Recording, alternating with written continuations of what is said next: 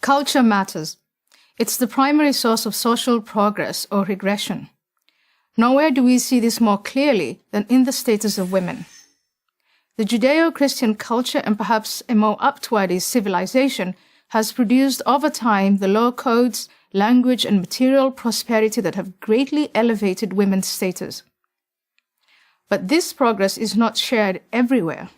There are still hundreds of millions of people that live in a culture, the Islamic for instance, that takes female inferiority for granted. Until recently, these cultures, the Western and the Islamic, were for the most part separated. But that is changing, dramatically so.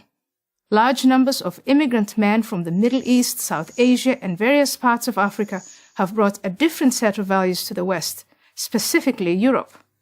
More than 1 million arrived in 2015 alone. More are on the way. As a result, crimes against girls and women, groping, harassments, assaults, and rape have risen sharply. These crimes illustrate the stark difference between the Western culture of the victims and that of the perpetrators. Let me be clear, not all immigrant men, or even most, indulge in sex attacks or approve of such attacks. But it's a grave mistake to deny that the value system of the attackers is radically different from the value system of the West. In the West, women are emancipated and sexually autonomous. Religiosity and sexual behavior or sexual restraint is determined by women's individual wishes. The other value system is one in which women are viewed as either commodities, that is, their worth depends on their virginity, or on the level of a prostitute if they're guilty of public immodesty, wearing a short skirt, for example. I do not believe these value systems can coexist. The question is which value system will prevail. Unfortunately, this remains an open question. The current situation in Europe is deeply troubling.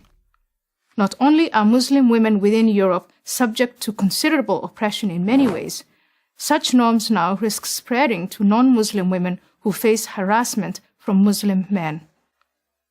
One would think that Western feminists in the United States and Europe would be very disturbed by this obvious misogyny.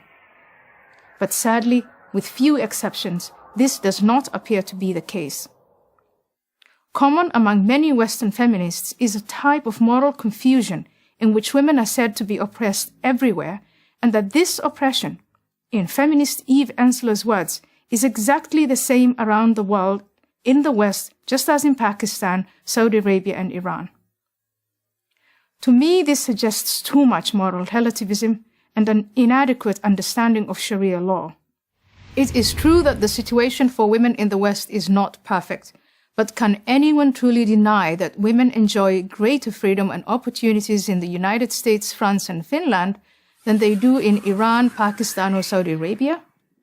Other feminists have also argued that non-Western women do not need saving, and that any suggestion that they need help from Western feminists is insulting and condescending to non-Western women. My perspective is a practical one. Any efforts that help Muslim women, whether they live in the West or under Islamic governments, should be encouraged. Every effort to pressure these governments to change unjust laws should be supported. Western feminists and female Western leaders have a simple choice to make. Either excuse the inexcusable or demand reform in cultures and religious doctrines that continue to oppress women. Nothing illustrates this better than what happened in Cologne, Germany on New Year's Eve 2015. That night, during the city's traditional celebrations, numerous German women, 467 at the last count, reported being sexually harassed or assaulted by men of North African and Arab origin. Within 2 months, 73 suspects had been identified, most of them from North Africa. 12 of them have been linked to sexual crimes. Yet, in response to the attacks, Cologne's feminist mayor Henriette Reker issued an arm's-length guideline to women.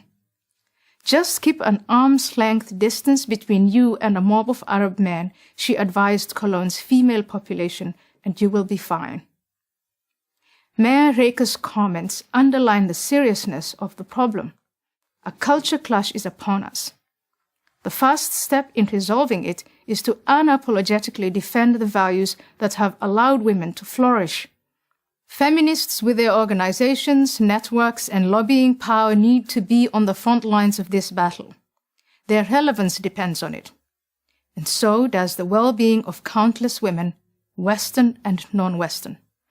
I'm Ayaan Hirsi Ali of Harvard University for Prager University. To subscribe to our YouTube channel, click here. To help keep our videos free, donate here.